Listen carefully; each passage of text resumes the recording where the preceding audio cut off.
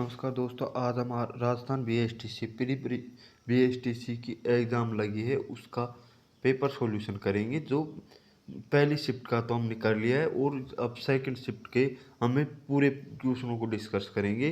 तो आपको वीडियो अच्छा लगे तो उसको लाइक, शेयर और सब्सक्राइब ज़रूर करें। तो चलते हैं हम पहले क्वेश्चन पर। आज का पहला क्वेश्चन है, ए बी का भाई है। क्या ए बी का भाई है? ए बी का भाई है। डी ई का भाई है। डी ई का भाई है। सी ए का पिता है। सी ए का पिता है। ई बी का बेटा है। ई ए का बेटा। ये दोनों भाई हो गए। ये दोनों भाई है और ये इनका पिता है।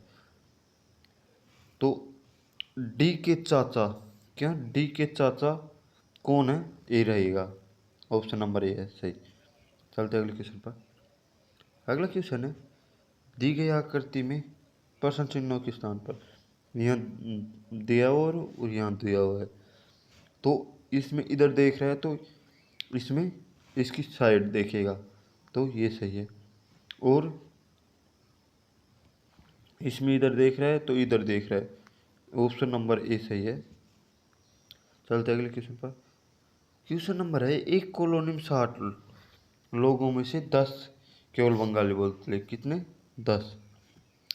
5 असमियाँ। पहले हम पूरी इनको जोड़ लेते हैं। 10 5 15, 10 25, 25 और 25 और 12 और 13 25, 25 और 25 50, 25 50 और 5 55 हो रही है पूरी भाषा। शेष भाषा बंगाली और हिंदी बोलते हैं। तो शेष कितनी बची? 60 में से 5, तो 60 हो जाएगी 5। तो तब हम देखते हैं बंगाली। बंगाली कौन? 10 और यहाँ है 5, तो कितनी हो गई? 15 बंगाली बोल रहे हैं। और पूछ रहा है बंगाली और मराठी बोलने वालों का अनुपात पूछ रहा है। तो मराठी कौन कौन सी जगह बोल रहे हैं? 12 और 13 में मराठी बोल रहे हैं। तो 12 और 13 कितने हो गए? 25। क्या 25 हो गए? तो यहाँ 5:25 आ रहा है। तो 5 3 15 और 5 5 25। तो 2:5 आएगा। कौन से में? डी में है। चलते अगले क्वेश्चन पर। हमारा अगला क्वेश्चन है, नीचे दी गई आकृति में, क्या नीचे दी गई आकृति में कितनी सीधी रेखाएं हैं? तो इसका देखते हैं। 1 2 3, 3 तो इधर है। 4 5 6 7 है। 8 9 10 11, तो कितने? 11। ऑप्शन नंबर ए सही है। चलते हैं अगले क्वेश्चन पर। क्वेश्चन नंबर है 5।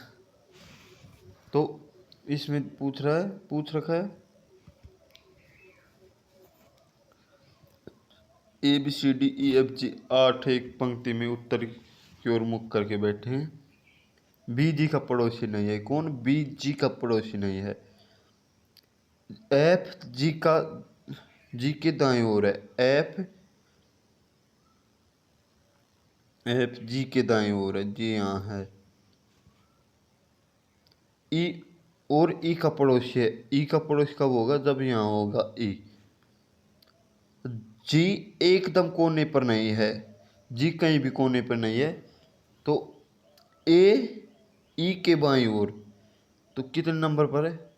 1 2 3 4 5 6, या यहाँ दोनों जगह में से एक जगह हम एक खाली स्थान इसलिए छोड़ रहे हैं क्योंकि यहाँ हो सकता है कि इसमें पड़ोसी नहीं बता रखा, तो एक छोड़ के भी हो सकता है, इसलिए छोड़ रहे हैं हम यहाँ खाली।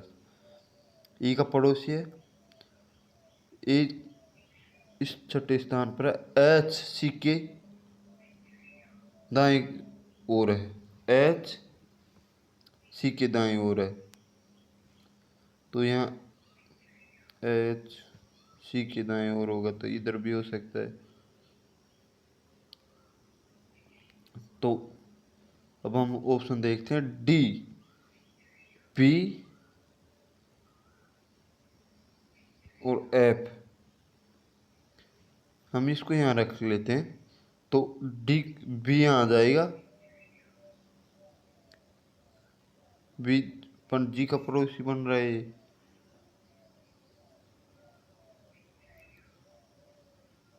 तो किस प्रकार देखें, जी कोने पर भी नहीं है, यहाँ ए को, ये तो यहीं रहेगा।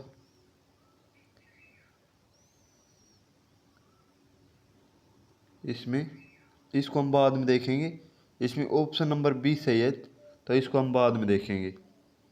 चलते अगले क्वेश्चन पर। नीचे दिए गए शब्द की जल छवि समरूप नहीं होगी। क्या जल छवि समरूप नहीं होगी? तो जब छवि वाटर में अक्षरों का उल्टा प्रतिबिंब बनाती है तो एक और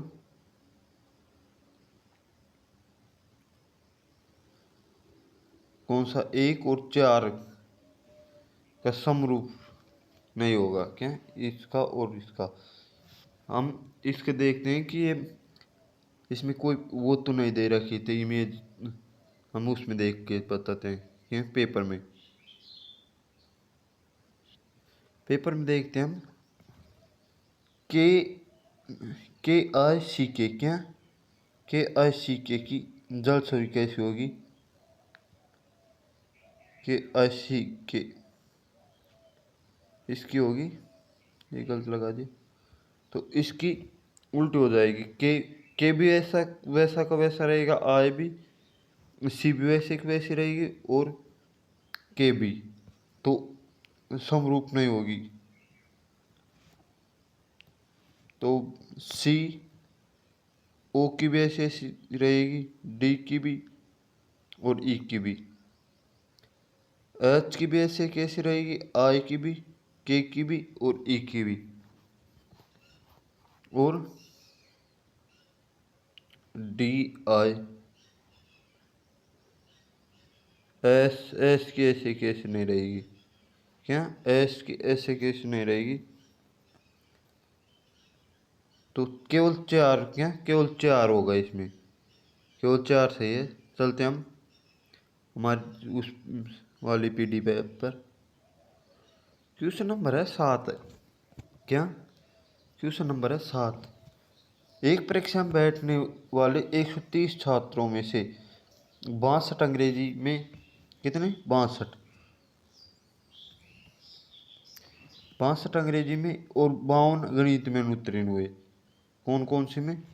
62 अंग्रेजी में और 52 गणित में अनुत्तीर्ण हुए, जबकि 24 अंग्रेजी और गणित में, दोनों में। क्या 24 अंग्रेजी और गणित में अनुत्तीर्ण हुए? तो अंत में उत्तीर्ण होने वाले छात्रों की संख्या क्या होगी? 60 और 52, 60 और 52 कितने होंगे? 50 और वो 110 हो जाएंगे। कितने? 110, 110 और 114 हो गए। 114 में से 24 गए तो कितने बचे? 90। उत्तीर्ण 130 में से कितने? 90 घटाए तो 40 क्या बचे? उत्तीर्ण बचे हैं कितने? 40। ऑप्शन नंबर ए सही है। चलते हैं अगले क्वेश्चन पर। निम्नलिखित को एक सार्थक क्रम में व्यवस्थित करें। एक एक है ऋण अनुमोदन, दूसरा है संवितरण, तीसरा है आवेदन और चौथा है सत्यापन। तो पहला हमारा आवेदन करेंगे। क्या पहले हम आवेदन करेंगे तो ऑप्शन नंबर ए में कौन, ए में ये दोनों ए कट गया। क्या 3 पहला आना चाहिए तो ये कट गया। फिर आएंगे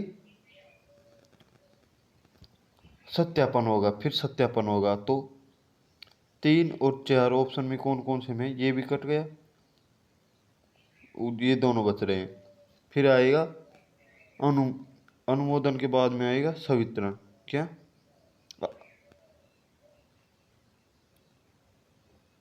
अनुमोदन कौन सी जगह है? पहला ऋण, फिर सवितरण, ऋण अनुमोदन आएगा, फिर क्या ऋण अनुमोदन आएगा। फिर हम ऋण का अनुमोदन करेंगे तो ऑप्शन नंबर ए कौन से में, ये सी। पहले हमने आवेदन किया, फिर वो किया क्या सत्यापन करवाया, फिर हमने अनुमोदन करवाया, फिर सवितरण होगा। तो ये भी नहीं, ये होगा कौन सा 3 4 1 2, 3 4 1 2 कौन से में, ऑप्शन नंबर सी में। चलते हैं अगले क्वेश्चन पर।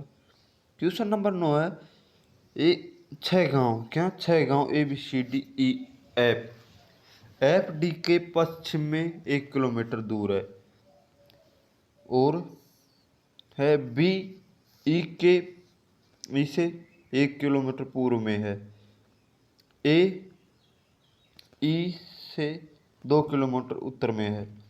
अब हम डायग्राम बनाते हैं। एफ डी के पश्चिम में, क्या एफ डी के पश्चिम में, डी यहाँ है तो इसके पश्चिम में 1 किलोमीटर दूर है। बी ई के पूर्व में, क्या बी ई के पूर्व में, बी ई के पूर्व में, पूर्व में है। ए ई से उत्तर, यहाँ ए होगा। सी ए से 1 किलोमीटर पूर्व, सी यहाँ होगा। डी ए से 1 किलोमीटर दक्षिण, डी ए से 1 किलोमीटर दक्षिण, तो डी यहाँ होगा, क्या डी यहाँ होगा। बी बी ई से 1 किलोमीटर पूर्व में है, उधर 2 दक्षिण यहाँ होगा, डी यहाँ होगा। और सी कौन,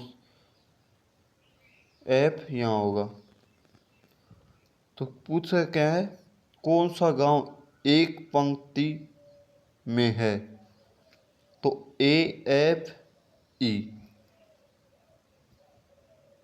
ए एफ ही है कि कहीं, ए एफ ही नहीं है। C D B, C D B है क्या, C B E D B है, C D B A D E. पहला देखते हैं डी, एफ एफ डी के पश्चिम में, एफ यहाँ है, डी के पश्चिम में, ये तो सही है। डायग्राम इसी प्रकार बनेगा। ई अगर डी को यहीं रखेंगे ना तो ये यहाँ हो जाएगा एफ, तो ये सही बैठता है।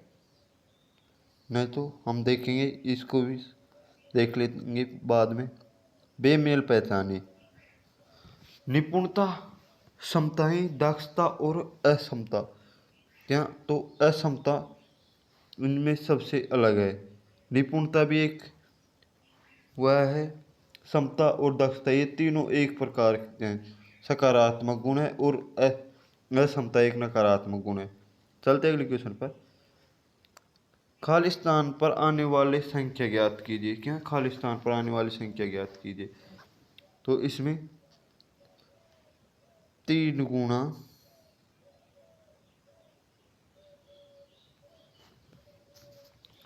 3 का स्क्वायर करके देखते हैं पहले।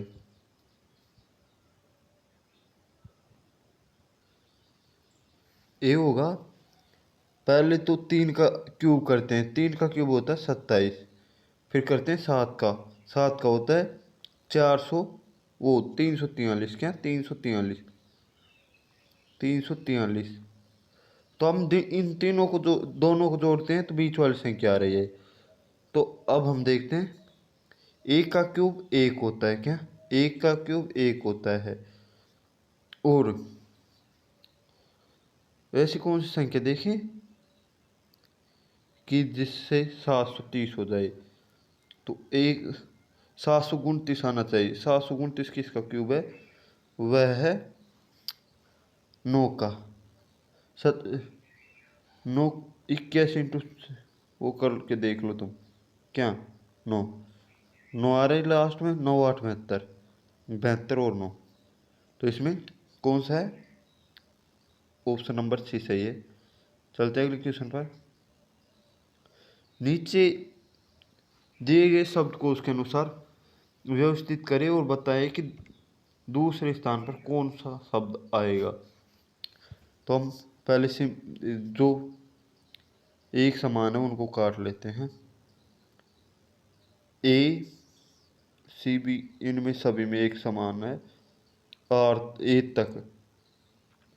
फिर है पहले आएगा डी, कौन सा? डी पर पहले आएगा। दूसरे स्थान पर कौन सा आएगा? फिर आएगा जी, ये ए नंबर वाला दूसरे स्थान पर आएगा, जो सही है हमारा। चलते हैं अगले क्वेश्चन पर। इस शब्दकोश को क्रम में व्यवस्थित कीजिए अंग्रेजी शब्दकोश में। तो हम देखते हैं, P R E P R E P R E P R E C P R E C P R E C P R E C P R E A P R E. तो इनमें पहले number पर आएगा 5, जो सभी में है। फिर दूसरे पर कौन से? एक आएगा, सी ई, है ना। फिर तीसरे पर आएगा सी, सी आई दोनों में है। फिर आएगा 3, कौन सा 3 नंबर, जो हमारे देखते हैं कौन सा आएगा। P R E C P R E C I C I S S I, S के बाद में आई आ रहा है, यहाँ ई आ रहा है। तो 3 नंबर आएगा, कौन सा 3 नंबर? पहले पर 5, फिर दूसरे पर 1, फिर तीसरे पर 3, जो हमारे ऑप्शन नंबर 3 में है। देखा, P R E C I S I, P R E C I S E. तो हमारा सी आएगा, तो हमारा सी नंबर वो सही है। चलते अगले क्वेश्चन पर। क्वेश्चन है 14। रामा को रानी से ज़्यादा नंबर मिले, रानी को रत्ना से ज़्यादा अंक मिले, रत्ना को पद्मा से ज़्यादा नंबर मिले, पद्मा को रमा से ज़्यादा नंबर मिले, सबसे ज़्यादा नंबर किसको मिले। तो इसमें पहले पद्मा, फिर क्या बोल रहा है? पद्मा को किससे ज़्यादा मिले? रमा से ज़्यादा अंक मिले। रमा को रानी से ज़्यादा, रमा को रानी से ज़्यादा मिले हैं। फिर है रानी को रत्ना से ज़्यादा, रानी को रत्ना से कम, रत्ना से कम अंक प्राप्त हुए हैं, मिले। रानी को रत्ना से कम अंक मिले, रानी यहाँ आ जाएगी, रत्ना यहाँ आ जाएगी। सबसे ज़्यादा नंबर किसको है? पद्मा को। किसको? पद्मा को। चलते हैं अगले क्वेश्चन पर। पेट्रोल, फॉस्फोरस और रसोई घर उपरोक्त में से क्या समानता है? ये सभी ईंधन, इनमें सभी में ईंधन है, क्या ये ईंधन। चलते हैं अगले क्वेश्चन पर। क्वेश्चन नंबर है 16। नीचे दी गए अक्सर सीरीज में से पता लगाए कि बाईं ओर से पांचवें स्थान। अक्षर के दाईं ओर आठवें अक्षर कौन से? बाईं ओर से पांचवें के दाईं ओर। दाईं ओर आठवें, बाईं ओर से दाईं ओर। तो इसमें है 1 2 3 4 5, 5 पर है 8, तो इसके दाईं ओर। बाईं ओर से गिनते आ रहे हैं तो दाईं ओर गिनेंगे तो 1 2 3 4 5 तो 8, तो 8वें पर कौन है? एस, तो ऑप्शन नंबर सी सही है हमारा। चलते अगले क्वेश्चन पर। पुजारी ने भक्त से कहा, मंदिर की घंटी प्रत्येक 45 मिनट के नियमित अंतराल पर बजाई जाती है। तो पिछली बार घंटी बजाई गई घंटी 5 मिनट पहले बजाई गई थी। अगली बार घंटी 5:45 पर बजाई जाएगी। पुजारी ने भक्त को यह जानकारी किस समय दी थी? तो 5 मिनट पहले बजाई थी ना, तो 45 मिनट के अंतराल पर, तो 6:55 पर बजाई थी। कब? क्या? 5 मिनट पहले। तो 5 मिनट पहले कब होगा?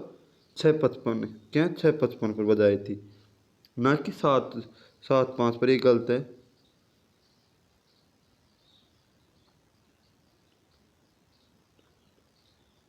चलते अगले क्वेश्चन पर। 45 मिनट का अंतराल पर बजाय सही है। अगला क्वेश्चन है क्वेश्चन नंबर 18। एक लड़के की ओर इशारा करते हुए रोशन ने कहा, यह लड़का मेरे पिता की इकलौती संतान का बेटा है। तो रोशन की पत्नी का उसके लड़के से क्या संबंध है? तो उसकी रोशन की पत्नी उस लड़के की क्या लगेगी? मां लगेगी। WHITE वाइट का दर्पण प्रतिबिंब क्या होगा? दर्पण प्रतिबिंब क्या होगा? E इधर आ जाएगा, T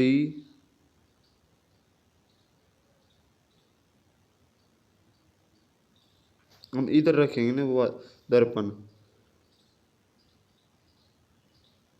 तो E, पहले E आएगा, फिर T, फिर I, फिर H,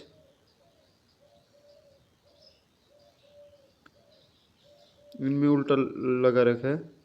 हम पेपर कोई देखते हैं। क्या? पेपर कोई देखते हैं। क्वेश्चन 19 है दर्पण वाला। तो इसमें पहले तो ई को इस प्रकार आएगा, फिर आएगा टी, फिर आई, फिर एच और फिर डब्लू। तो ई एल ऐसे नहीं आएगा, ये टी ऐसे नहीं आएगा, टी यहाँ भी है, एच ये डब्लू ऐसे नहीं आएगा, ETIHW। तो ये वाला सही है। कौन सा? सी ऑप्शन सही है। चलते अगले क्वेश्चन पर। हम उसी में रीजनिंग के क्वेश्चन हम इसी में डिस्कस कर लेते हैं। क्या? पेपर में डिस्कस कर लेते हैं। लता अपने घर से 15 किलोमीटर पश्चिम की ओर चली। पश्चिम की ओर 15 किलोमीटर चली गई, फिर बाईं ओर मुड़ी, फिर बाईं ओर मुड़ी। बाईं ओर मुड़कर पहले 15, फिर 20 किलोमीटर चली। बाईं ओर मुड़कर 20 किलोमीटर चली। वह फिर पूर्व की ओर मुड़ी। क्या? फिर पूर्व की ओर मुड़ी, पूर्व की ओर मुड़ी और 25 किलोमीटर। पहले 15 चली थी, अब 25 किलोमीटर चली और अंत में बाईं ओर मुड़कर बाईं ओर ऊपर होगा, तो बाईं ओर मुड़कर कितनी चली? बाईं ओर मुड़कर 20 और चली। 20 20 40 हो गए। 40 और 1 मिनट ये देखते हैं। 40 और 15 और 10 25। तो हम देखते हैं इसकी अब वह घर से कितनी दूरी पर है? तो यह होगी कितनी पर? 1 मिनट देखते हैं। हमने डायग्राम गलत बना दिया है। पहले 15 किलोमीटर पश्चिम की ओर, फिर बाईं ओर मुड़ी, हमने दाईं ओर मोड़ दिया, बाईं ओर मुड़ी 20, 15, 20, फिर वह पूर्व की ओर 25, 25, फिर वह बाईं ओर, तो यहाँ वापस आ जाएगी कितना? 20। तो यहाँ से इसके 25 और 15 के बीच में कितने का अंतर है? 10 का। तो 10 हमारा सही आंसर है। चलते हैं अगले क्वेश्चन पर। क्वेश्चन है 21 से 23 तक एक उसका है। रवि और कुणाल हॉकी और वॉलीबॉल में अच्छे हैं। सचिन और रवि हॉकी और बेसबॉल में अच्छे। गौरव और कुणाल क्रिकेट और वॉलीबॉल में अच्छे हैं। सचिन, गौरव और माइकल फुटबॉल और बेसबॉल में अच्छे हैं। तो हॉकी और क्रिकेट और बेसबॉल में कौन अच्छा है? तो क्रिकेट कहाँ आया है? कुणाल क्रिकेट और वॉलीबॉल में, और कुणाल हॉकी वॉलीबॉल में। तो पूछ क्या रहे? वॉलीबॉल, हॉकी और क्रिकेट, तो कुणाल आएगा। फिर है बेसबॉल, क्रिकेट और वॉलीबॉल। बेसबॉल, बेसबॉल, क्रिकेट और वॉलीबॉल में कौन है? गौरव, गौरव, कुणाल है क्या? कुणाल क्रिकेट और वॉलीबॉल में अच्छा है, और सचिन और गौरव माइकल बेसबॉल में अच्छे। बेसबॉल, क्रिकेट और वॉलीबॉल। बेसबॉल, क्रिकेट और वॉलीबॉल में कौन अच्छा है? सचिन, गौरव, और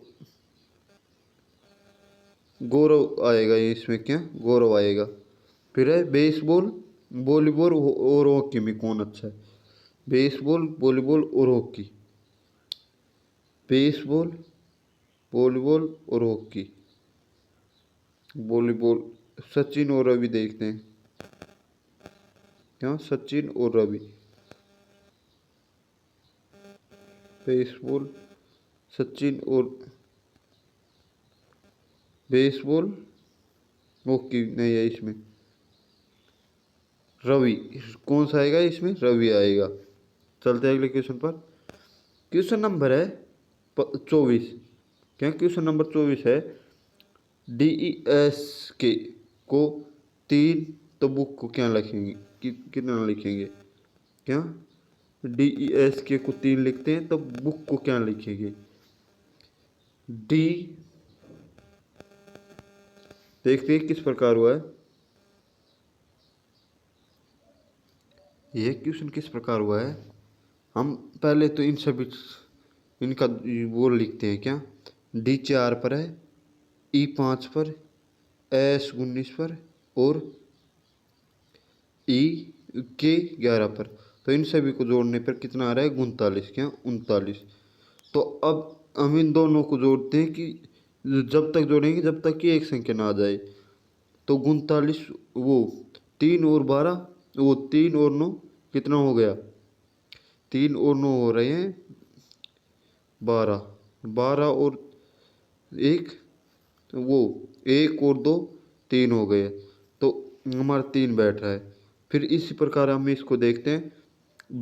B2 पर है, ये 15 15 पर है, ओ, और K11। 15 दूना 30 और 11 41 और 2 43। 3 और 7, 4 को जोड़ेंगे तो 7 आ रहा है। ये हमारा लॉजिक ठीक बैठा है, और कोई लॉजिक नहीं बैठा। चलते हैं अगले क्वेश्चन पर। क्वेश्चन नंबर 25 है, श्रृंखला को पूरा करे। कौन क्या श्रृंखला को पूरा करे? 48, 24, 72, 36, इस प्रकार है। 48 से आधा 24, 24 × 72, फिर 72 का आधा 36, 36 × 108, 108 का आधा क्या होगा? 108 का आधा होगा 54, जो हमारे डी ऑप्शन में सही है। चलते हैं अगले क्वेश्चन पर। अगला क्वेश्चन है, नीचे निम्न एक निश्चित कूट भाषा में BOARD को बोर्ड को 54,937 कहते हैं। क्या 54,937 इसमें? तो DRAWL ये सभी संख्या है। तो डी को देखते हैं, डी को 7 कह रहे हैं। क्या 7? और आर को क्या कह रहे हैं? 3। फिर ए को 9 कह रहे हैं। फिर आ गया एल को क्या कह रहे हैं? डब्लू को क्या कह रहे हैं? तो और एल को 1। तो ऑप्शन नंबर ए में सही है हमारा। चलते अगले क्वेश्चन पर। दिए गए चित्रों में त्रिभुजों की संख्या ज्ञात कीजिए। क्या त्रिभुजों की संख्या? तो इसमें 3 तो इसमें और 3 इसमें, 3 और 3 6 और 3 9। 9 तो हमारी गिनती में आ चुकी है। क्या 9 को छोड़ो। अब देखते हैं 1 2 3 4 इनको गिन लिया। 1 2 3 4 4 कितनी हो गई? 9 और 4 13। 13 के बाद में और देखते हैं कौन कौन सी बन सकती है। ये भी गिन लिया हमने, ये भी गिन लिया।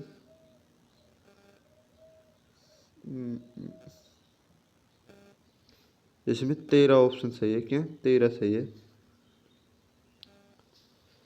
क्वेश्चन नंबर 28 है, एक मीटिंग में एक शहर का नक्शा इस तरह रखा गया ताकि दक्षिण पूर्व, क्या दक्षिण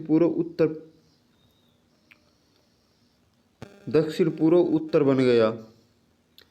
हमने ये नक्शा है। अब इसको हमने इस प्रकार रखा कि दक्षिण पूर्व कौन सा? ये वाला हिस्सा, इसको इधर कर दिया। क्या इधर कर दिया? इधर दक्षिण पूर्व का हिस्सा उत्तर बन गया तथा उत्तर पूर्व पश्चिम बन गया। उत्तर पूर्व पश्चिम बन गया तो उसकी उत्तर क्या क्या बनेगा? तो ये यहाँ से यहाँ आएगा तो उत्तर यहाँ आ जाएगा। और फिर ये यहाँ आएगा तो उत्तर यहाँ आ जाएगा। और ये यहाँ आएगा ना तो उत्तर कहाँ आ जाएगा? यहाँ। तो उत्तर कौन सी में है? दक्षिण पश्चिम में। कौन सी जगह? दक्षिण पश्चिम सही है। चलते हैं अगले क्वेश्चन पर। क्वेश्चन नंबर है, मंगलवार को बैठक स्थल में 8:30 बजे से 15 मिनट पहले पहुंचा, यानी कि 8:15 पर पहुंचा। वहां पहुंचने पर मैंने पाया कि मैं उस व्यक्ति को आधा घंटा पहले पहुंचा था। उस व्यक्ति से आधा घंटा पहले पहुंचा था जो 40 मिनट देर आया था। क्या 40 मिनट देर आया था? तो 15 और 45, 40 मिनट देर आया था। तो बैठक का निर्धारित समय क्या था? मंगलवार को बैठक स्थल पर 8:30 बजे, बैठक स्थल पर मैं 8:30 बजे पहुंचा। तो 15 मिनट पहले पहुंच गए। मैं 8:30 पर बजे पहुंचा स्थल पर। मंगलवार को बैठक स्थल पर मैं 8:30 बजे पहुंचा जो 15 मिनट पहले था। तो बैठक का निर्धारित समय क्या था? तो बैठक 15 और 8:45 है। क्या 8:45 था, ना क्या 8:05। निम्नलिखित में से कौन सा लीप वर्ष नहीं है? लीप वर्ष नहीं है। तो इन सभी में 4 का भाग जा रहा है। क्या 4 का भाग जा रहा है। और 1900 में 4 का भाग नहीं जाता। क्या 1900 में 4 का भाग नहीं जाता, इसलिए 1904 लीप वर्ष नहीं है। क्या 4 चौक 16, 16 बचे 3, 4 दूनी 8, 4 तिया 4, 28, 4 पंजे बचे 2, 4 पंजे 20, ये भी है। 1 मिनट हम चेक कर लेते कौन सी नहीं है, क्या कौन सी नहीं है। इनमें भाग तो जा रहा है लेकिन ये संख्या लीप वर्ष नहीं है, क्या लीप वर्ष नहीं है। अगला क्वेश्चन है, यदि REASON को 5 लिखा जाता है, क्या REASON को 5 लिखा जाता है तो BELIEVED को 7 लिखा जाता है तो इसको क्या लिखा जाएगा। तो हम देखते हैं, इनमें 6 अक्षर है तो इनको 5 लिखा जा रहा है, इसमें 8 अक्षर है तो 7 लिखा जा रहा है। तो इसमें कितने हैं गिनते हैं, 1 2 3 4 5 6 10 है तो 9 लिखा जाएगा, क्या 9 लिखा जाएगा इसको। क्वेश्चन नंबर है 32, वह सही संख्या ज्ञात करें जो प्रश्न चिन्ह की जगह लेगी, क्या प्रश्न चिन्ह की जगह लेगी। तो T 20 और K 11, तो 2 अधिक, पहले में 3 अधिक किया है और दूसरे में 2 अधिक, तो 10 और 3 13। तो एक ऑप्शन नंबर 1 में ही है। चलते हैं अगले क्वेश्चन पर। अगला क्वेश्चन है, इनमें से हमें कूट बताना है किसका, इज का। तो हम देखते हैं, पहले सेम सेम को काटते हैं, क्या इनमें NaNA ना, इसमें कौन सा है, वाटर। फिर JO कौन सा में, JO इसमें है तो लाइफ और लाइफ कट गया, तो इसमें TOD, इज का क्या होगा, TOD। सही है। चलते हैं अगले क्वेश्चन पर।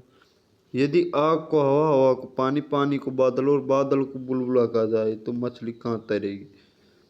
पानी को क्या कहा गया है, पानी को बादल कहा गया है तो बादल में तैरेगी, कहाँ बादल में तैरेगी मछली। यदि एक पासे की 4 विभिन्न स्थितियाँ नीचे दर्शाई गई है तो कौन सी संख्या 6 के विपरीत होगी, क्या कौन सी संख्या 6 के विपरीत। तो हम देखते हैं 6 के विपरीत कौन सी हो सकती है। 3 और 5 ये दोनों कट रहे हैं तो 6 के विपरीत क्या होगी, 4 होगी, क्या 4। चलते अगले क्वेश्चन पर। नीचे दी गई तालिका में कौन सा अक्षर प्रश्न चिन्ह की जगह आएगा, क्या प्रश्न चिन्ह की जगह।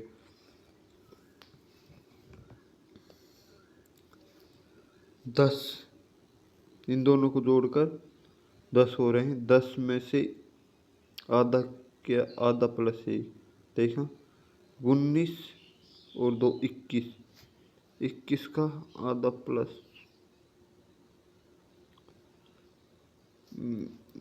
किस प्रकार हो रहा है अभी देखते हैं।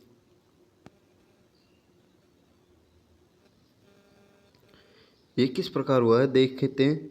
7 या 21, क्या 7 या 21, तो इन तीनों को जोड़कर 21 आ रहा है, क्या इन तीनों को जोड़कर 21 आ रहा है।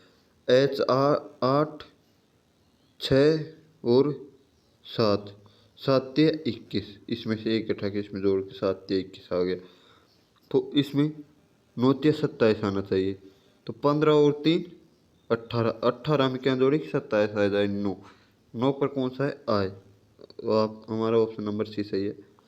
चलते प्लस का जोड़ जोड़ हम देखते हैं, इस संख्या को डायरेक्ट सोल्व करते हैं क्या। इसमें प्लस, प्लस का अर्थ है गुणा, क्या 16 गुणा 5 भाग का अर्थ है घटाना 10, फिर गुणे का अर्थ है जोड़, तो यहाँ जोड़ आ जाएगा, जोड़ 4, और माइनस का अर्थ है भाग, भाग 3 बराबर 9। तो हम देखते हैं 4/3 16 5 65, 65 माइनस क्या करे 10, तो ये 45 ये तो नहीं हो रहा है, क्या ये तो नहीं हो रहा है। फिर है 16, हम जल्दी से इसका सॉल्यूशन देखते हैं कौन सा सही है। इसमें किस प्रकार बैठ रहा है, यहाँ तो प्लस है, यहाँ अगर प्लस भाग है तो 16 प्लस है तो गुना हो जाएगा, और यहाँ भाग भाग है तो माइनस हो जाएगा, -10 माइनस यहाँ गुणा है तो प्लस हो जाएगा, क्या प्लस 4 -3,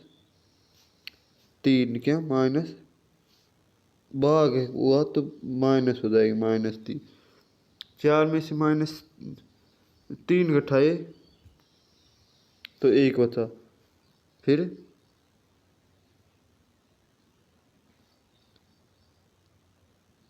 16 5 65, 65 में से क्या इसमें देखते हैं 10,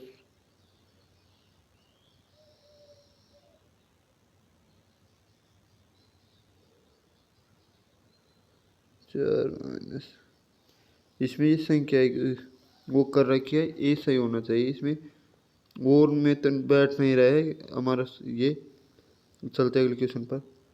क्वेश्चन नंबर है 38। एक दिन में घड़ी की सुइयां कितनी बार समकोण बनाती है, तो कितनी बार बनाएगी, 44 बार। दिए गए चित्र में अज्ञात क्या है, अज्ञात ज्ञात कीजिए। अज्ञात है 4 9, ये 2 का स्क्वायर है, ये 3 का स्क्वायर है, ये 3 का, ये 4 का, 4 का 5 का, 2 और तो यहाँ 5 का स्क्वायर आना चाहिए, कितना 25। चलते हैं अगले क्वेश्चन पर। 3 साल के अंतराल में पर पैदा हुए 5 बच्चों की उम्र का योग 50 है। 5 बच्चों की योग का सबसे छोटे बच्चे की उम्र क्या है। अगर हम सबसे छोटे बच्चे की उम्र लेंगे 8 है ना, तो 8 और 3 11, दूसरे की 11, 11 और 3 14, तीसरे की 14, और 14 और 3 17, चौथे की 17, 17 और 3 20, 20 और 17 37, 37 और 14, ये तो बहुत ज़्यादा जा रहा है, तो हम छोटे वाले लेते हैं। 8 से भी छोटी, 8 से छोटी कौन सी है, 4 साल है, तो हमारा 4 साल ऑप्शन सही होगा। चलते हैं अगले क्वेश्चन पर। 42 मिनट का 2 घंटे के साथ अनुपात 42/120, तो 6 7 42 और 6 दूनी 12, 7/20, क्या 7/20। नीचे दिए गए वे नारों को जादूगरों, संगीतकों और पेशेवरों के मध्य सही संबंध को दर्शाता है, तो इसमें ए सही है, क्या ए सही है। इंडिया गेट दिल्ली में है, तो कौन सा है देखते हैं। आगरा में ताजमहल नहीं, ये गलत है। चंडीगढ़ रॉक टाउन भी गलत है। अंबानी न्यूयॉर्क हो सकता है, और शिकागो अमेरिका हो सकता है, तो हम देखते हैं शिकागो अमेरिका में से और उसमें से। हमारे PDF में चलते हैं अब। क्वेश्चन नंबर है 43। इंडिया गेट, इंडिया गेट नई दिल्ली में है, क्या नई दिल्ली में है, तो खालिस्तान क्या होगा, तो इसमें रॉक गार्डन इंडिया गेट का सबसे फेमस है, इंडिया गेट दिल्ली का, तो रॉक गार्डन किसका फेमस है, चंडीगढ़ का। ऑप्शन नंबर डी है, क्योंकि ये राजधानी और वो है देश, तो शहर और देश है तो ये नहीं बैठेगा। ये राज्य और देश है, ये भी नहीं बैठेगा। आगरा का ताजमहल, ये भी बहुत फेमस है, ये भी हो सकता है और ये भी हो सकता है, तो इन दोनों में से चलते अगले क्वेश्चन पर। क्वेश्चन नंबर है 44। दिए गए 3 तत्वों में कीड़े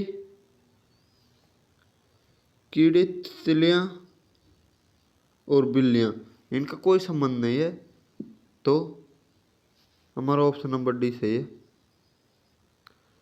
निम्नलिखित में से दी गई संख्याओं को में कौन संबंध है विषम?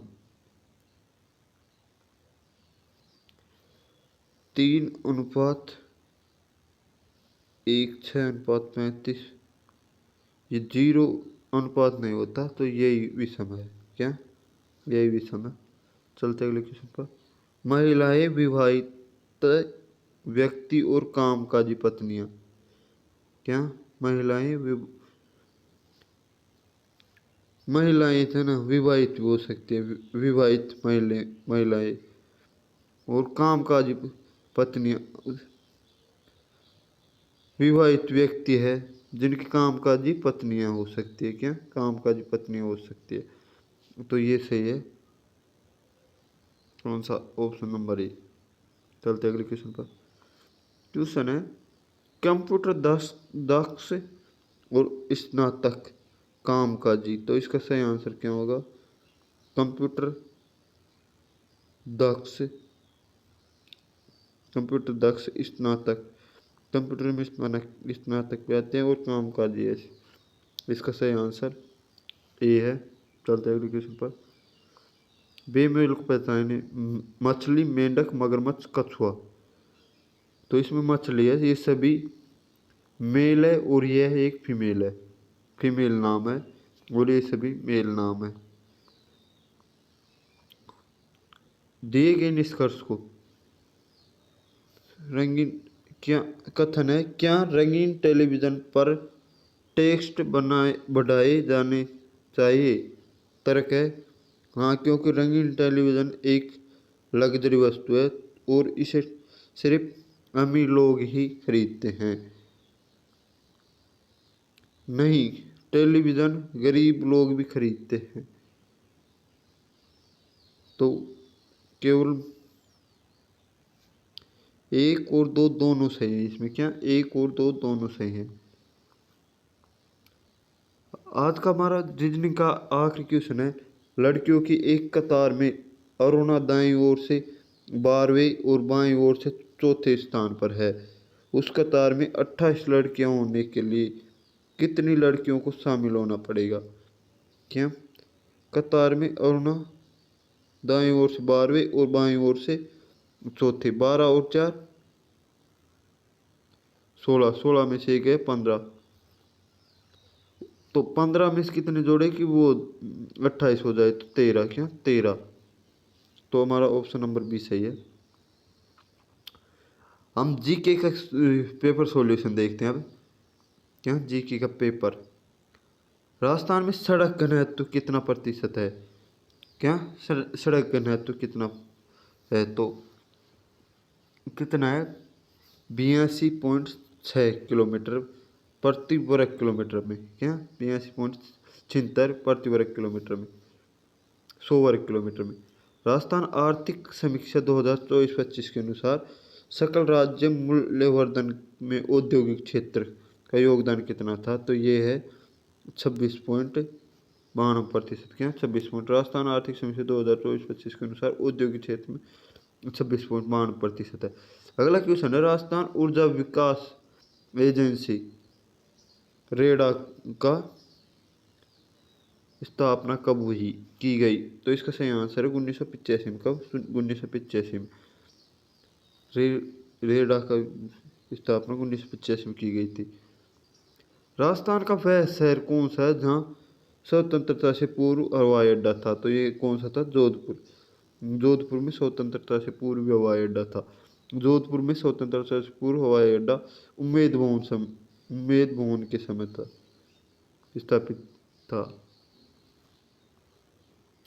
राजस्थान में निम्नलिखित में से किस कस्बे का विकास रख रखाव हिंदुस्तान कॉपर लिमिटेड द्वारा किया गया? तो ये कौन से का?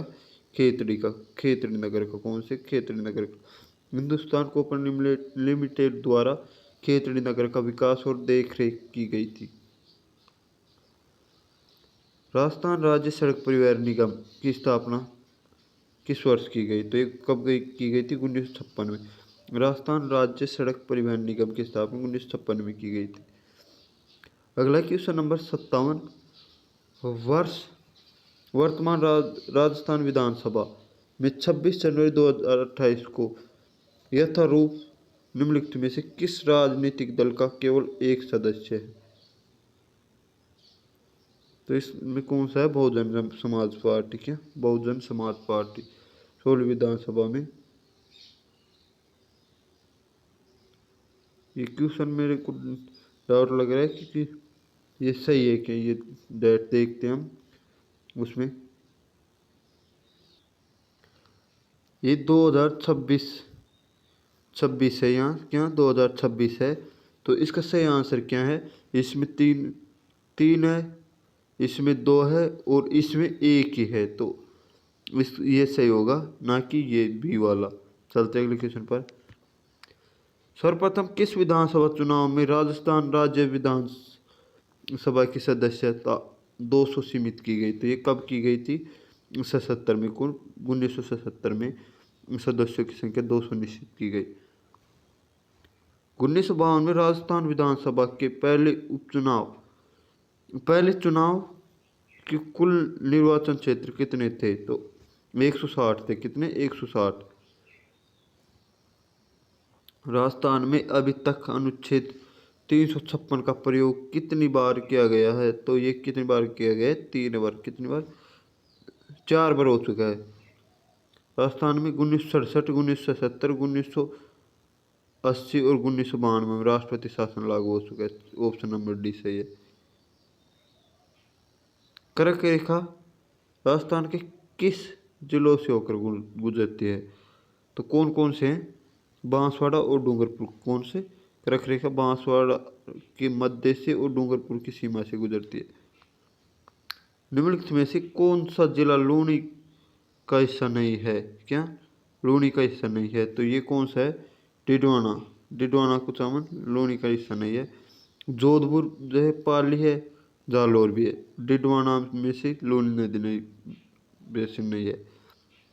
राजस्थान के निम्नलिखित जिलों में से कौन सा शुष्क सागवान वन का हिस्सा नहीं है? तो ये कौन सा है? करौली। शुष्क सागवान वन मुख्य रूप से दक्षिणी राजस्थान जैसे बांसवाड़ा, चित्तौड़गढ़ और झालावाड़ में पाए जाते हैं। अगला क्वेश्चन है क्वेश्चन नंबर 64।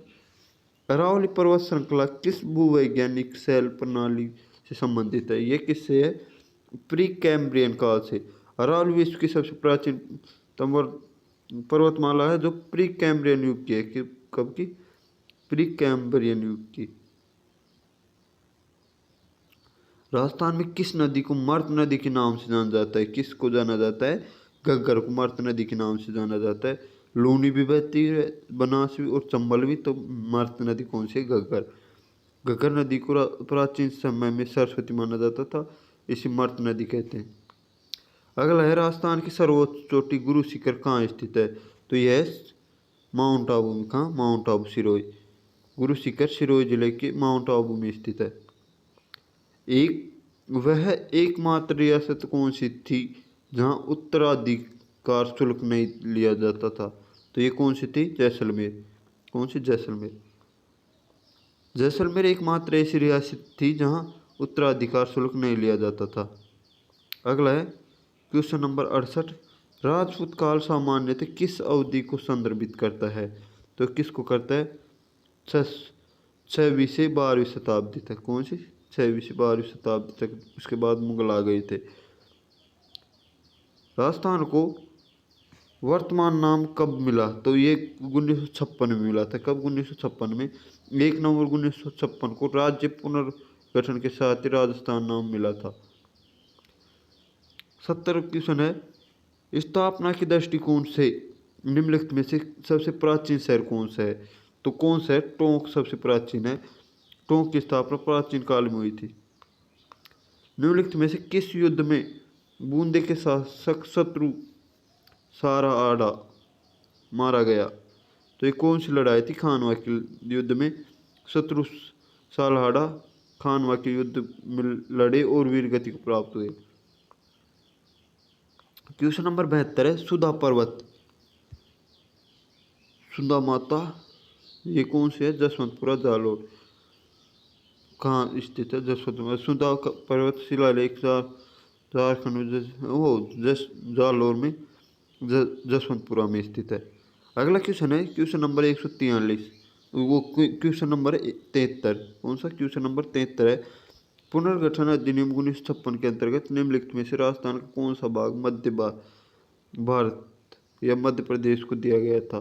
तो कौन सा था? सुनेल टप्पा गांव। कौन सा? सुनेल टप्पा गांव।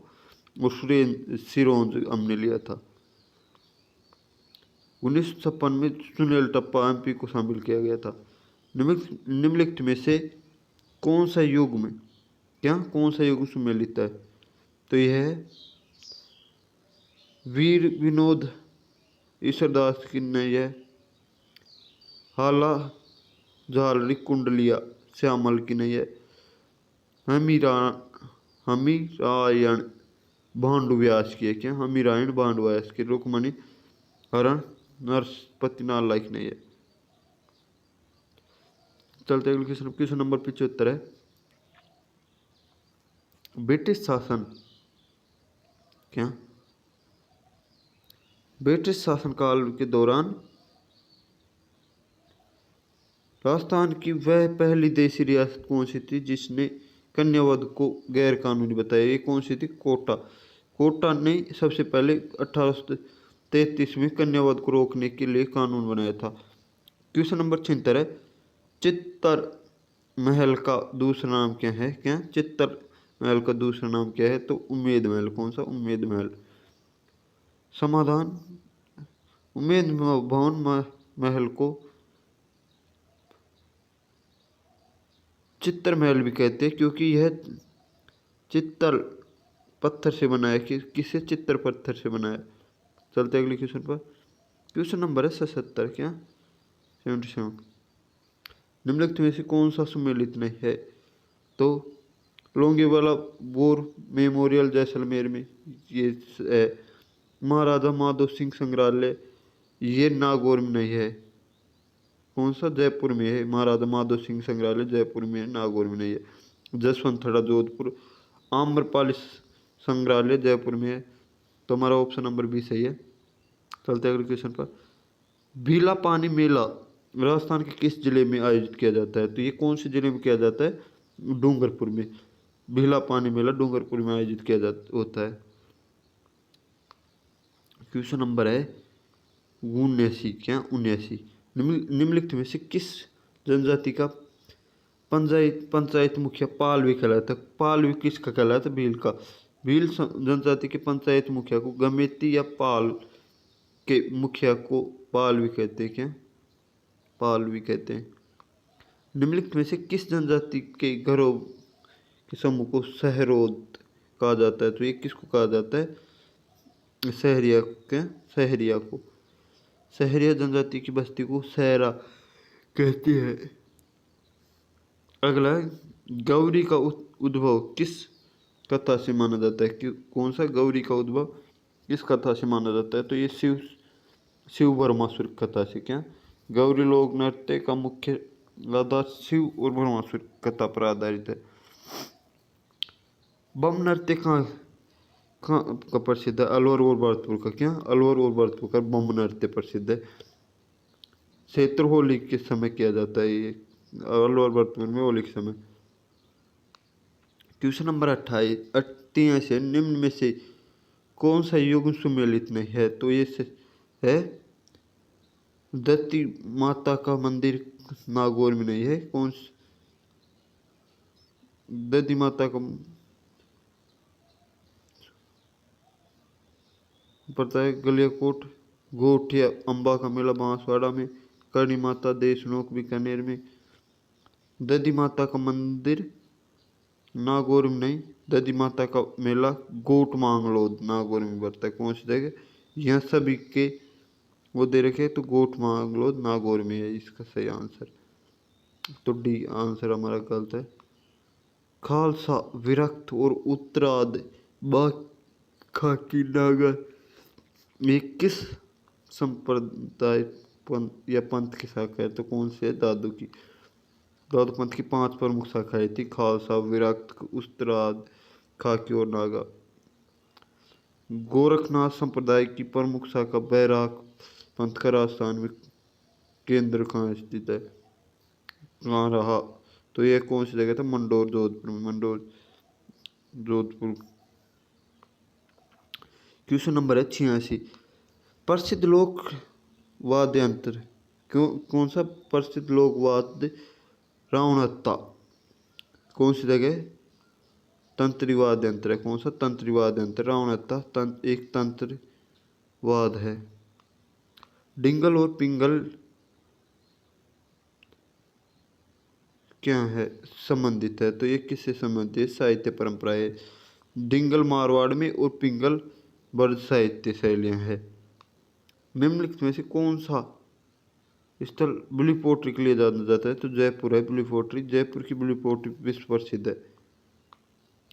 क्वेश्चन ए निवासी है पटवा की हवेली, जयमल का जितावला और मीर बाई का मंदिर, गोरा बादल महल उपयुक्त सभी आपको निम्नलिखित में से किस दुर्ग के?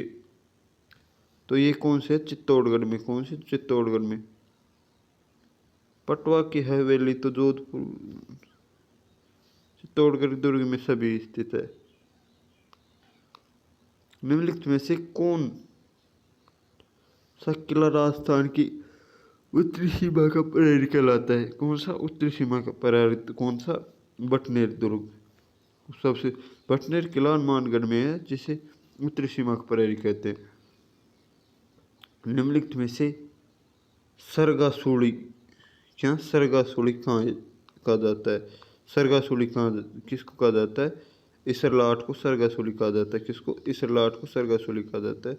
जयपुर स्थित इसरलाट सरगासुड़ी कहते हैं। अगला क्वेश्चन है क्वेश्चन नंबर 92। नतमल की हवेली और पटवा की हवेली कहाँ स्थित है? ये कहाँ स्थित है? जैसलमेर में। जैसे दोनों हवेलियाँ जैसलमेर में स्थित है।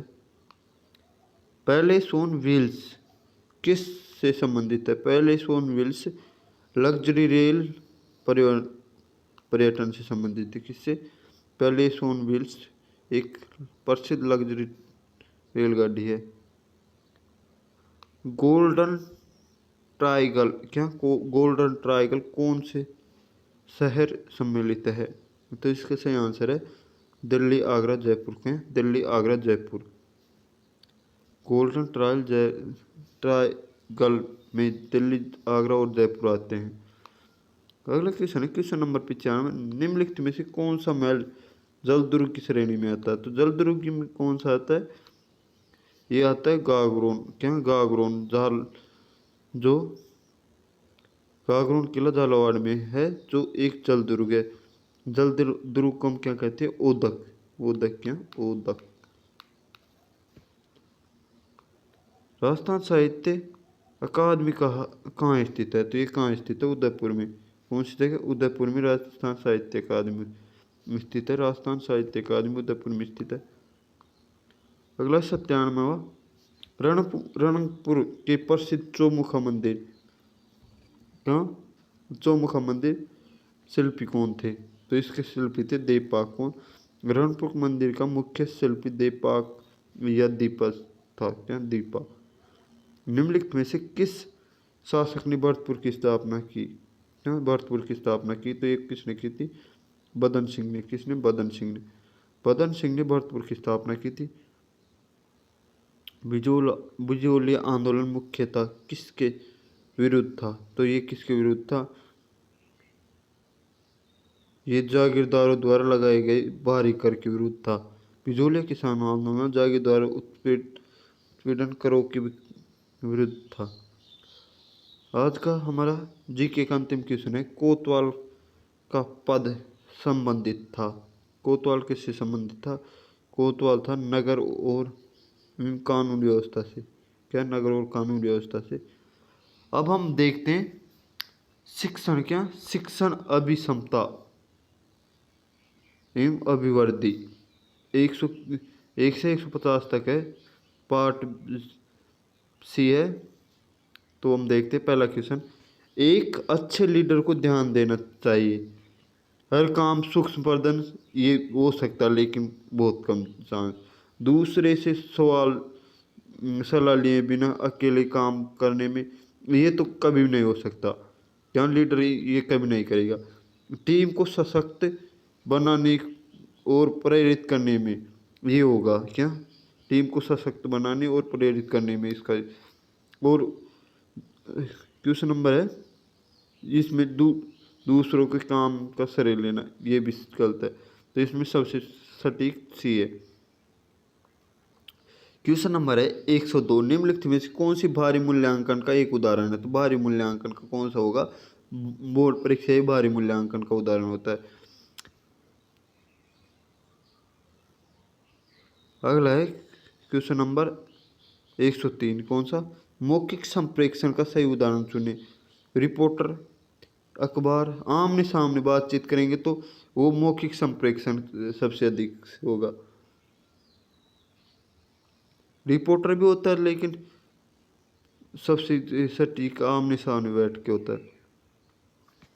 शिक्षा के नैदानिक मूल्यांकन का मुख्य उद्देश्य क्या है? तो इसका अधिगम में आने वाली कठिनाइयों की पहचान करना और उपचारात्मक उपाय प्रदान करना। तो ऑप्शन नंबर बी सही है।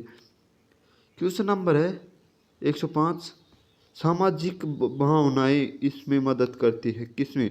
सफलता में। सामाजिक भावनाएं इससे हमें मदद नहीं करेगी, चिंता में नहीं करेगी, जलन में नहीं करेगी। किसमें करेगी? सफलता में।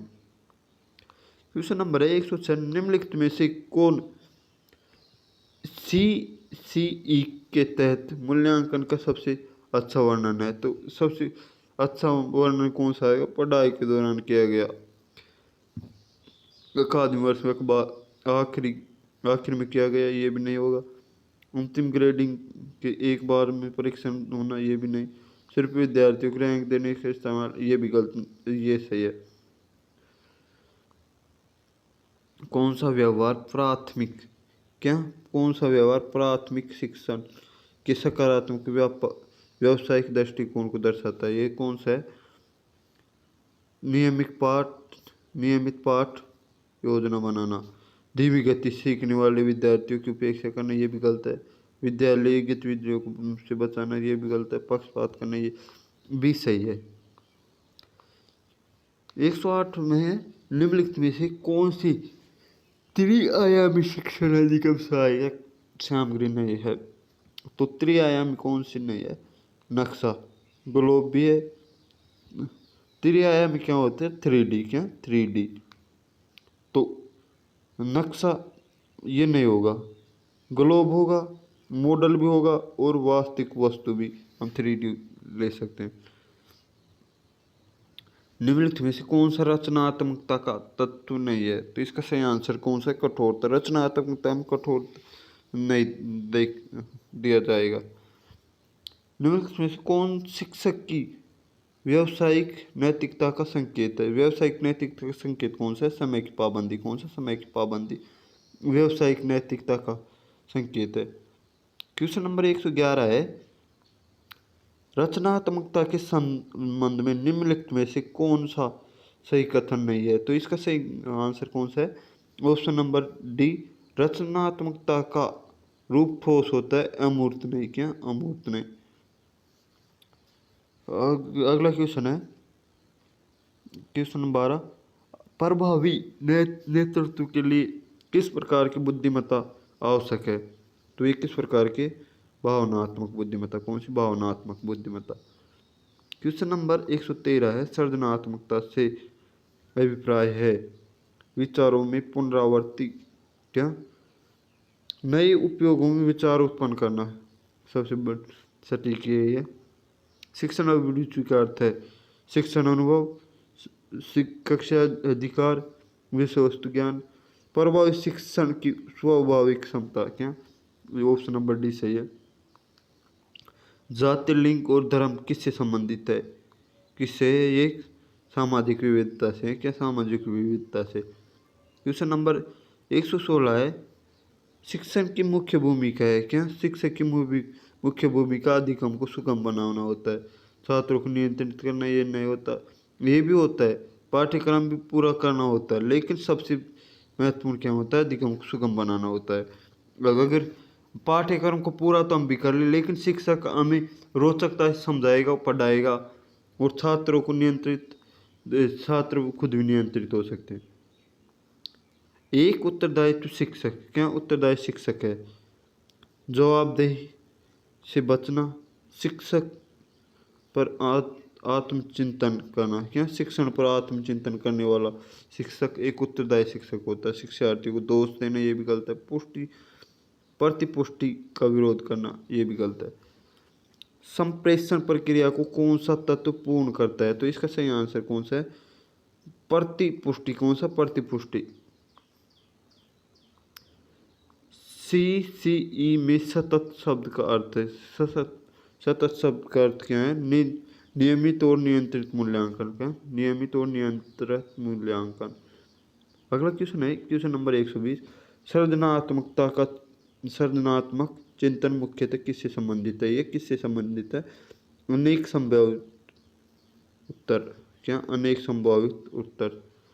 निम्नलिखित में से कौन से सृजनात्मकता व्यक्ति की विशेषता नहीं है? तो ये कौन सी है? रटंत अधिगम। क्या रटंत अधिगम विशेषता नहीं है सृजनात्मक व्यक्ति की। क्वेश्चन नंबर 122 है, चर्चा विधि सर्वाधिक प्रभावी होती है जब कक्षा का आकार हो। चर्चा विधि कब होगी? जब मध्यम, ना तो ज़्यादा बच्चे हो कक्षा में और ना ही कम, तो उसमें चर्चा विधि सबसे प्रभावी होगी। अगला क्वेश्चन है क्वेश्चन नंबर 122। क्या क्वेश्चन नंबर 122 है,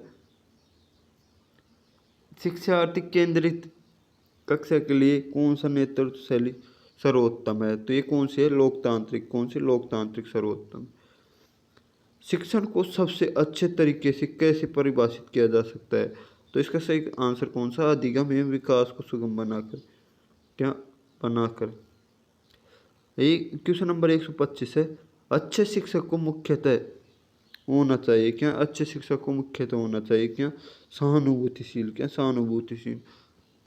सामाजिक संवेदनशीलता विकसित करने के लिए निम्नलिखित में से कौन सा कौशल महत्वपूर्ण है? तो ये कौन सा कौशल महत्वपूर्ण है? सहानुभूति वाला। क्वेश्चन नंबर 127 है, एक सामाजिक रूप से संवेदनशील शिक्षक निम्नलिखित में से कौन क्या करेगा? तो ये क्या करेगा?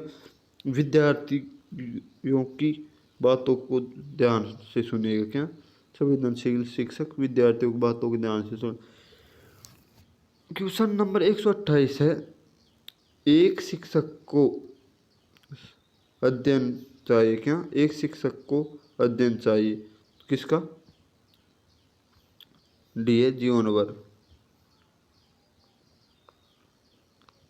एक शिक्षक की पेशेवर दृष्टिकोण महत्वपूर्ण विशेषता है। तो कौन सी है?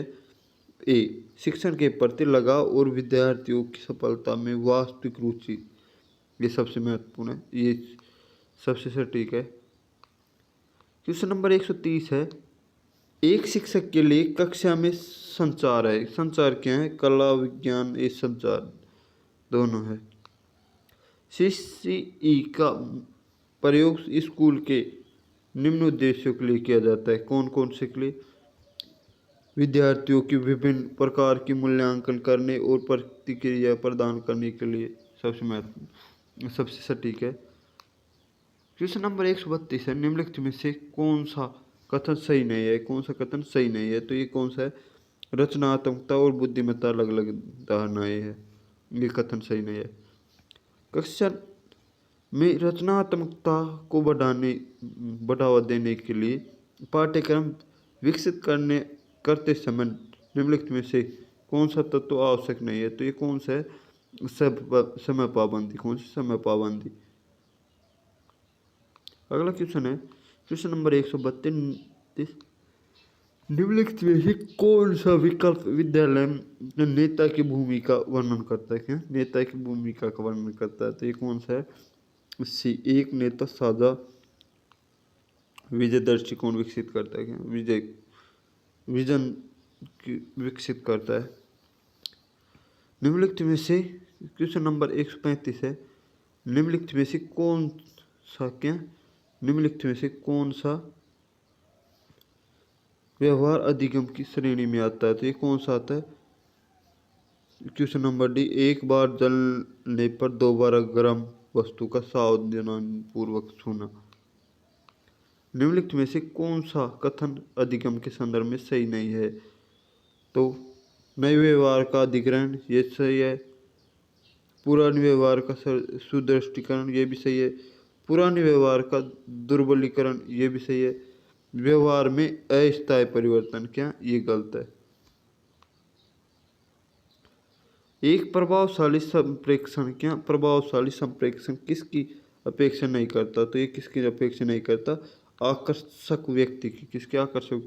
जब एक विद्यार्थी आपकी कक्षा में ध्यान नहीं देते हैं तो आप क्या करेंगे? तो आप इसके कारणों को जानेंगे और दूर करेंगे। विद्यार्थी को दंड तो किसी प्रकार का नहीं देना है। विद्यार्थी को शांत रहने को कहेंगे, ये कह सकते हैं हम। इस समस्या की उपेक्षा करेंगे, ये भी हो सकता है, लेकिन सबसे सटीक भी है। विद्यालय में सामाजिक संबंधों की स्थापना की जा सकती है। तो ये कौन सा है? सहयोग। क्यों सामाजिक संबंधों की स्थापना की जा सकती है? सहयोग की। क्वेश्चन नंबर 140 है। विद्यार्थियों में सामाजिक गुणों के विकास के लिए एक सर्वोत्तम उपाय कौन सा है? विद्यालय में सांस्कृतिक गतिविधि का आयोजन करना। कौन सा? सांस्कृतिक गतिविधि का आयोजन करना। कौन सी विधि द्वारा विद्यार्थी अधिकतम सीख सकता है? तो ये कौन से? स्वयं करके। क्या स्वयं करके? अगला क्वेश्चन है 142। निम्नलिखित में से कौन सा संप्रेषण कौशल घटक नहीं है? तो ये कौन सा है? डी, चिंतन। कौन सा? डी। क्वेश्चन नंबर 143 है। आप अपनी कक्षा के बच्चों का आकलन उनकी स्वयं की सीखने की गति से के अनुरूप करना चाहते हैं तो आप क्या करेंगे? तो इसका सही आंसर कौन सा है? निदानात्मक आकलन। कौन सा? निदानात्मक आकलन। क्वेश्चन नंबर 144 है। आप अपने विद्यार्थियों द्वारा की गई गलतियों का कारण जानकर सुधारने तो क्या करेंगे? तो इसका सही आंसर है उपचारात्मक शिक्षण करेंगे। क्या? उपचारात्मक शिक्षण। आप अपनी कक्षा में किस प्रकार का नेतृत्व पसंद करेंगे? तो क्या? प्रजातांत्रिक। क्या? प्रजातांत्रिक नेतृत्व। निम्नलिखित में से कौन सी शिक्षण की पूर्व क्रिया है? तो शैक्षिक लक्ष्यों का निर्धारण करना। क्या? शैक्षिक लक्ष्यों का निर्धारण करना, हमने इतने वो करना, चैप्टर कंप्लीट करने हैं, इस प्रकार। एक नेता के रूप में आप अपने व्यक्तित्व में कौन सा गुण पसंद करोगे? जो कौन सा? कठोरता का। कौन सा? कठोरता। अगला क्वेश्चन है क्वेश्चन नंबर 48। एक व्यावसायिक रूप से जिम्मेदार शिक्षक किसका पालन करता है? तो एक कौन सा है? विद्यालय एवं शैक्षिक नीतियों का। किसका? शैक्षिक नीतियों का। संप्रेषण का उद्देश्य क्या है? संप्रेषण का उद्देश्य है उपरोक्त तीनों। क्या? उपरोक्त तीनों। जानकारी देना, प्रभावित करना और विचार साझा करना। क्या? विचार साझा करना। आज शिक्षण का अंतिम क्वेश्चन है। अच्छे शिक्षण की विशेषता कौन सी है?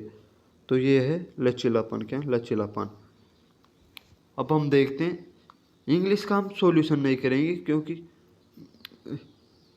इसका हम अलग से वीडियो डलवा देंगे, तो सॉल्यूशन नहीं करेंगे। अगर आपको क्वेश्चन का आंसर मिलाना है तो हम टिक लगाते चलेंगे। 151 में कौन सा है? सी करेक्ट है। कौन सा? सी।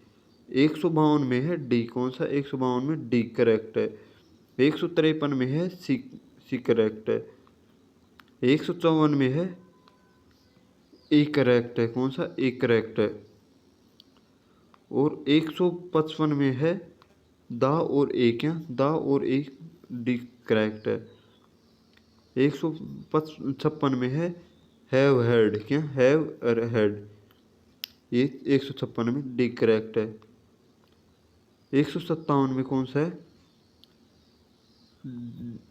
ऑफ इंडिया, क्या ऑफ इंडिया, डी करेक्ट है। 158 में बी करेक्ट है। 159 में सी करेक्ट है, कौन सा सी। 160 में ए करेक्ट है, कौन सा ए करेक्ट है। 161 में है सी करेक्ट है।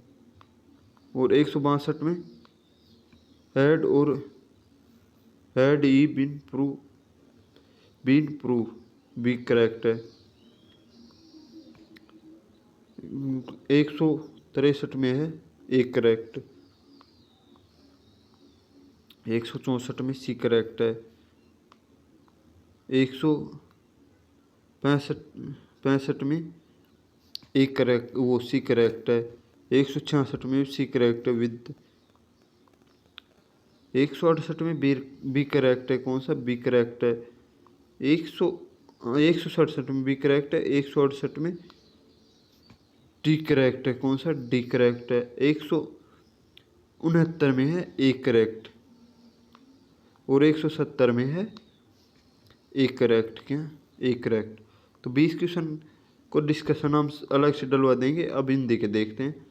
इनमें से किस विकल्प में सभी शब्द परस्पर पर्यायवाची नहीं है, तो कौन सा है। गंगा, सूर्यधर और अम्बुधर, ये तीनों आपस में पर्यायवाची नहीं है। दिन रात किस प्रकार का युग्म है। दिन रात एक विपरीतार्थ अर्थ है, क्या विपरीतार्थक प्रकार का युग्म है। तरुणी का अर्थ युवती है, तो तरणी का अर्थ क्या है। तरणी का अर्थ है नौका, क्या तरणी लहर तैरने वाली होती है, तो नौका, क्या नौका। लोकोपकार में संधि है, कौन सी संधि होगी। गुण संधि, गुण संधि है। हाथ पाँव हाथ पाँव फूंकना मुहावरे का अर्थ है, क्या हाथ पाँव फूंकना मुहावरे का अर्थ है, क्या घबराना। हाथ पाँव फूंकना, घबरा जाना। शब्द शुद्ध शब्द कौन सा है, तो यह है उत्कल, क्या उत्कल। यदि तुम परिश्रम करोगे तो सफल हो जाओगे, किस प्रकार का वाक्य है। यह है मिश्र वाक्य, क्या मिश्र वाक्य। उपकार में उप का अर्थ है, उप का अर्थ क्या है सहायक, उप का अर्थ है सहायक। शुद्ध शब्द कौन सा है। ऐच्छिक शुद्ध शब्द है। ऐतिहासिक कौन, इसमें से अशुद्ध शब्द कौन सा है, तो ये कौन सा है। संग्रहित नहीं है अशुद्ध शब्द। अशुद्ध शब्द कौन है, संग्रहित अशुद्ध शब्द है, अशुद्ध शब्द। दूसरा नंबर, एक सम्मिलित करना है। एक पर है विद्यालय, दूसरे पर राजपुत्र, तीसरे पर माता और चौथे पर है अत्यंत सुख। तो इसका देखते हैं। ए में क्या एक द विद्यालय में कौन सी संधि है। विद्यालय में है स्वर संधि, कौन सी स्वर संधि। तो एक में कौन सा है ए बी में भी नहीं है। द सी में द एक पर है, इसमें भी नहीं है, तो ये दो कट गए। फिर है कौन सा। माता पिता में कौन समास होगा, क्या समास होगा वह तत्पुरुष समास, क्या तत्पुरुष समास है। तो इसमें वह सही है, एक ऑप्शन नंबर ए सही है। किस शब्द में इष्ट प्रत्यय नहीं है, क्या घनिष्ठ, गरिष्ठ, घनिष्ठ, धर्मिष्ठ, ये धर्मिष्ठ में इष्ट प्रत्यय नहीं है। निम्न में से शुद्ध वाक्य है, क्या शुद्ध वाक्य। विधि के नियम बड़े कठोर होते हैं। मीरा एक प्रसिद्ध कवि थी, तो इनमें से कौन सा है? विधि के नियम कठोर होते हैं, ये गलत है, शुद्ध वाक्य है। जो शब्द सब कुछ जानता हो उसके लिए एक शब्द, सर्वज्ञ। क्या? सर्वज्ञ। नील कमल में कौन सा समास है? कर्मधारय समास है। क्या? कर्मधारय समास। नाच न जाने आंगन टेढ़ा, बता कुछ सोना सहायता देना, मेहनत करना, बहाना। क्या? बहाना बनाना। बहाना बनाना इसमें सब सटीक है। 187 है, अन्वय शब्द का सही संधि विच्छेद क्या है? अन्वय शब्द का सही संधि विच्छेद क्या होगा? अनु प्लस अय। क्या? अनु प्लस अय। सत्य का संधि विच्छेद क्या होगा? सत्य प्लस जन। क्या? सत प्लस जन ए। अगला क्वेश्चन है, पृथ्वी का पर्यायवाची नहीं है। पृथ्वी का पर्यायवाची वसुंधरा है, धरा है, पावन है, पावक नहीं है, मेदिनी है। क्या? मेदिनी है। वह कितना सुंदर दृश्य है, किस प्रकार का वाक्य? ये विस्मयबोधक है। क्या? विस्मयबोधक है। राग द्वेष युग्म का अर्थ क्या है? राग द्वेष युग्म का अर्थ क्या है? प्रेम और शत्रुता। क्या? प्रेम और शत्रुता। ये गलत है। शब्द और समाज दृष्टि से असंगत विकल्प है, तो इसमें कौन सा है? ऋण मुक्त करण तत्पुरुष। कौन सा? ऋण मुक्त करण तत्पुरुष समास। क्वेश्चन नंबर 193 है, निम्न में शुद्ध शब्द नहीं है, तो कौन सा? उज्ज्वल। क्या? उज्ज्वल। उज्ज्वल इस प्रकार होगा। पर्यटन शब्द में उपसर्ग है, कौन सा? परि। जो छिपाने योग्य हो के लिए निम्न में से एक शब्द है, तो कौन सा है? गोपनीय। कौन सा? गोपनीय। जो उपकार माने उसके लिए एक शब्द है। क्या? उपकार माने उसके लिए एक शब्द कौन सा है? वह कर्तज्ञ। कर्तज्ञ। कौन सा? कर्तज्ञ। अत्याचार शब्द का संधि विच्छेद क्या है? अत्याचार का अति प्लस आचार। क्या? अति प्लस आचार सी। 198 घर का बेदी लंका ढाए, तो इसमें अपने निकटतम से हानि। क्या? अपने निकटतम से हानि। प्रज्ञा का पर्यायवाची। क्या? प्रज्ञा का पर्यायवाची कौन से? बुद्धि। आज का अंतिम क्वेश्चन है, वाक्यांश के लिए एक सार्थक शब्द की पुष्टि असंगत विकल्प है। जिसके पास न पहुंच जा सके, दुर्गम नहीं होगा। जिसके पास पहुंचा जा सके, दुर्गम। न पहुंचा जा सके, ये दुर्गम नहीं। जो कहा न गया हो, अकथनित। जिसका ज्ञान ज्ञान इंद्रियों द्वारा न हो, अगोचर। जो सबके आगे रहता है वह अग्रणी। तो हमने आज बीएसटीसी के सभी क्वेश्चन कंप्लीट किए हैं। हम इसमें से 2-4 क्वेश्चन रीजनिंग के छोड़ दिए क्योंकि उनमें डाउट था। तो अगर आपको वीडियो अच्छा लगा हो और वीडियो आपको थोड़ा सा भी आपके समझने और आपके आंसर की सटीक बैठ रही हो, तो वीडियो को लाइक, शेयर और सब्सक्राइब ज़रूर करें। ये सबसे सटीक आंसर किए। तो हम अगले वीडियो में मिलते हैं। जय हिंद, जय भारत।